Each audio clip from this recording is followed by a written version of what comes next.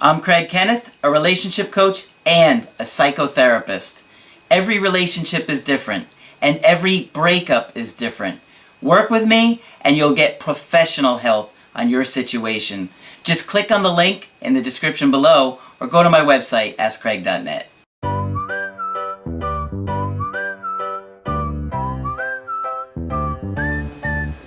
Hi there, I'm Coach Craig Kenneth.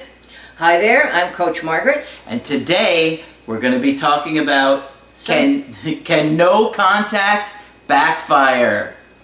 Right. A big question. A big topic, yes. People are always worried about going no contact in their situation, and not every situation requires it.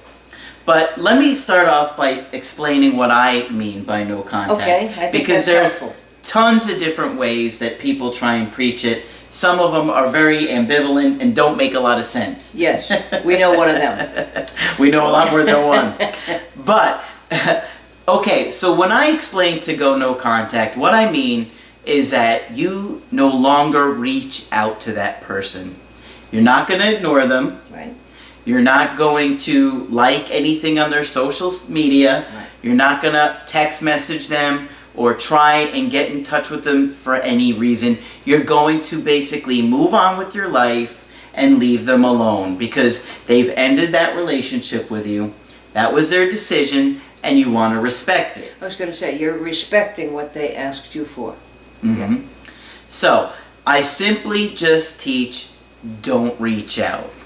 If an ex reaches out to you, don't ignore them. No. And some people do teach that. They'll say to ignore somebody Really? a certain amount of days. Oh, no. And then get in touch with them after that amount of, usually it's like 30 days Right. is over. I disagree with that. So if someone contacts you, then it's okay to respond. Absolutely. Okay. Okay? Now, how you handle it is different for every situation. Yes. But you certainly don't want to ignore somebody. Right. And, you know, it's important to understand that the reason that you're going no contact is because you're trying to respect their decision. Because most of the time, someone has said, I need more space. Yes. Maybe they need to reevaluate your relationship. Yeah. Maybe they've been unhappy for some time. But when you call them and you beg them and you plead with them, it simply makes them lose more respect for you. Right. And you look less confident. Yes. In other words, yes, you want it to be a choice. I want to be with you. I don't have to be with you. Right? So we're going to be looking at no contact, and can it backfire? I don't think so. Do you? I don't. Okay. And we've got an email from somebody that, just a short email asking about that, because people do ask me about that a lot. Of course they do. It's huge. It's a tough decision to Right. make, right? And some people go no contact when they don't need to. And then they ignore that person Yeah. Yeah. when they reach out. Well, of course, by now everybody's emotions are in a highlighted state. That's absolutely Sure. true. So they said, "Hi, Coach. I'm a huge fan of your channel. I absolutely love both you and Margaret. Oh, this nice person. Yes. I came across your channel just recently, and I've heard a lot about no contact. I know that every situation is different, and some situations don't require it. I am wondering if no contact can backfire. I'm really scared that it can, and I'm really reluctant to do it." Okay. And I can understand that I because can too. when I've been in that situation, it's terrifying. Right. The last thing you want to do is get out of contact with that person. Well, and yes, you had an intense relationship followed by a total silence. It's awful. It is awful. And so you're so desperately wanting to stay connected to try and repair things. Right. The last thing you want to do is leave them alone because you're afraid they're going to move on, forget about you. Right. That's a big one. Yes, we hear that often. I'm afraid they'll forget about me. Mm-hmm. And, you know, that they'll date somebody that's better. That this new person, they're always afraid that this new person that they found, they're going to marry that person. So hiding in there somewhere is a lack of confidence. Absolutely. Okay. Well, how could they find anyone better than you? In my case, they can't. No, of course they can't. Okay. But, you know, that lack of confidence and, you know, also they're overwhelmed when, and when you go through that breakup with all those chemicals too. Well, yes. That yes. cause you to feel anxiety and physical pain. And literal fear. Yes. Literal fear. It And touches us in some really basic places. And biologically. Yes. When you feel disconnected from your partner, Right. it triggers the chemicals being released in Right. your brain, and your brain is literally telling you reconnect with this person Or die. or die. Or die. And so you literally have this fear of death. So of course the idea of going no contact, no longer reaching out to this person, literally causes you so much physical pain Right. that you feel like you're dying. Yes, you do. That's no exaggeration. Mm-hmm. And that is just, we're wired like this to keep us safe as Yes, children. that's right. But it stays with us our entire adult life, right? Yeah. So, all right, let me go on here. She said, we have a Skype next week, but I wanted to get an email coaching in with you to gauge a plan. My name is Justine. I'm 33 years old. He's a few years older than me. I have been with my boyfriend for 1.5 years.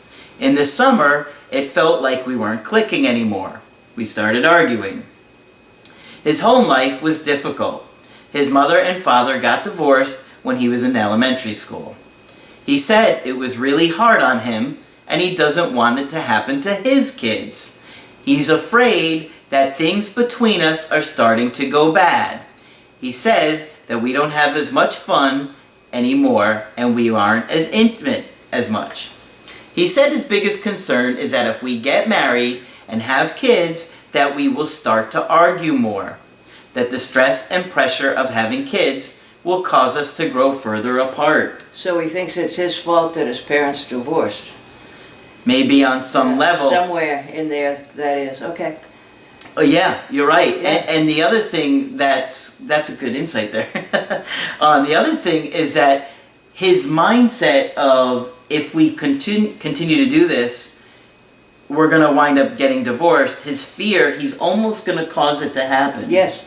And so I'm always trying to teach you guys, be aware of your thoughts, because your fears will dictate, and we will create the very thing we're afraid of happening. That can happen. And I talk about that in the video, Focus on What You Want. That's a really good video. Right. And what you've seen in your family of origin, you can work to have not happen in your family of procreation.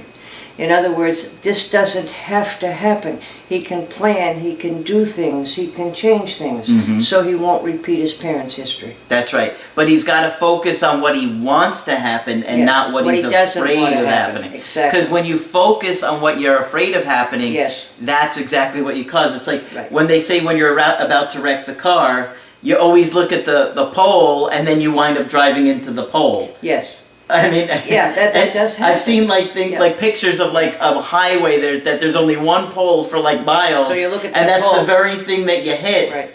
even though there was nothing before it or Right. after it for Right. miles, because you got to focus on what you want and not what you don't want to happen. We sound like The Secret. We do. Yes. But our brain unconsciously tells us these Yeah. things. Yeah.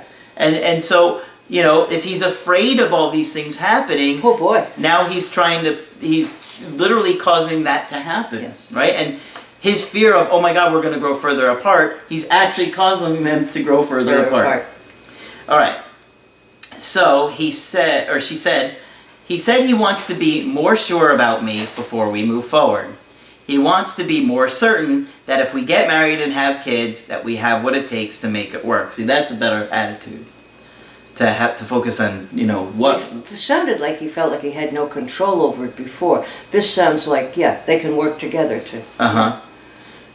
He doesn't want to get divorced and have his kids go through a divorce like he did. Well, good for him. He said he needs space and time to think. I'm really scared that if I just leave him alone, he will get angry at me and things will get worse. If I go no contact, can it backfire? No. I don't think so either. I don't think so. Because this guy has told her, I need to figure this out. I'm not sure, he said. Yeah, I need to figure this out. And she sounds like she thinks they're still in a relationship. Yeah. Yeah. But, I mean, I don't know if it was definitive because she Right. said he needs space and time to Well, think. that kind of implies that it might be short term. Yeah. Mm-hmm. Yeah, it does. So maybe she's thinking, okay, what do I have to do here? But I don't want to make the situation worse. Right. And so she's saying, what do I do? And obviously we're going to do a Skype and talk about that. But, you know, it's scary. It's very scary. She doesn't want to lose him, it doesn't sound like. I think in her case, you know, that's what she needs to do. Yep. He's literally said it. He said it. And he's trying to work through some things here. And I think that if, you know, you reach out to him, he's just going to get frustrated because now he hasn't really had the time to process things, deal with his emotions, and decide what they can or can't do. And we hear a whole lot of, did he really mean this? Did he really mean that? Could he have meant something else by this? All you can go on are the actual words the other person said. He asked for space. Yep. And that can be really scary. Yes. Because a lot of times people don't say what they mean. No, they don't. But, you know, and what we can reply with is, you know, we're human beings. We have words unlike anybody else who's on this planet. Mm-hmm. We have to use them. Yeah. Yeah. And so, you know... So you say it, you own it. You know, I don't think no contact, especially in a situation like this, is going to backfire. I don't either. And I think if she gives him the space and time to think about things, right. You know, we could obviously, we're going to talk about what happened in the relationship, yes. What she may have done to turn him off. What were they fighting about? Yeah, what were they fighting about? You know, maybe he was unconsciously causing the patterns that his parents had right. when they were together that he saw growing up. Yes. You know, because we do a lot of things unconsciously. We do a lot of things unconsciously, and unresolved issues have a way of repeating themselves. And I say that, I can't tell you how many times a week. It is so true. And if you're in this business for 5 minutes, you begin to see how that's true. But the alternative to that is talking about what may have happened. Mm-hmm. If there were unresolved issues in your family that you talk about and you're aware of, your likelihood of repeating them goes down dramatically. Mm-hmm. Yeah, so talking about it is key. Yes. And yes. that's what Talk. I have been trying to help you guys right. understand. Right. You know, and you know, get yourself a professional therapist and or work with us, because Margaret is coming on board very short. Yes, we're in the process of just getting the website ready, but you are very limited in your spots right now. Yes, but I've been a therapist forever. Longer than the internet. Longer than, yes, I remember when there was no internet. That's a lot of experience. So, you know, it is scary to go no contact, but, you know, you got to respect somebody's decision. Yes. Yes. And I know the other thing that we keep saying is, you know, talk about it, talk about it. And sometimes it sounds like the issues we need to deal with, words seem inadequate to deal with the problem. But honestly, they do work. Mm-hmm. They do work. Yep. And you always instill that to me over and yes, over and over again. Years. You have to talk about it. You have to talk about it. Because that is how we heal. Yes. So, if you want to get my help personally, just go to the website, askcraig.net. I do email coachings, I do Skypes, and I do emergency Skypes if you got to get with me right away. Very soon you'll see Margaret on the website. She's going to be extremely limited, at least in the time being. In the beginning. Yeah. So look for her.